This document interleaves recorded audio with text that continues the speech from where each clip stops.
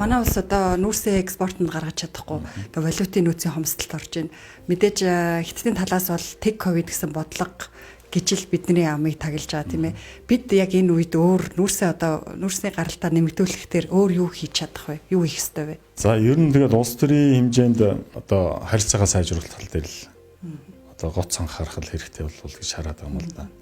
За яг зөвөр Оросын улбаны улс Хятад улс хоёрын хоорондын хил бол нээлттэй байгаа л гэдэг нь яг бид нар очиж үзээгүй шүү дээ. Яг үндсэндээ бол Хятадын талаас бол бүхэл ковидо барих бүх одоо бомбт бүх хилүүдэд бол хаацсан гэсэн мэдээлэл өгöd байгаа шүү дээ. Тэгэхээр бид нээлттэй байх талын асуудлуудыг л одоо ямар төвшөнд байх хэвээр гадаад харилцааны ямар төвшөнд аж ахуйн нэгжүүдийн төвшөнд өөр ямар төвшөнд байх хэвээр энийг л нэг талын арга хэмжээл авах хэрэгтэй. Жишээ нь бүгд Хятад улстай хийсэн манай дэд төвшний ганц хоёр одоо хэлцээрүүд юмнууд байдаг шүү дээ. Одоо чинь нүрс хамтран одоо олборлох, 5-7 нүрсэн дээр хөрөнгө оруулалт оруулах, төмөр зам дээр хөрөнгө оруулалт оруулах, за тэгээд борлуулалтын дээр нь бол хамтарч ажиллах хэвтэргээл иймэрхүү зүйлүүд зөндөө байж байгаа. Тэгээ энэ асуудал дээр бид нар чинь бас нөгөө хэлсэн ярьсандаа хүрээгүй нэг ийм зүйлүүд байгаа.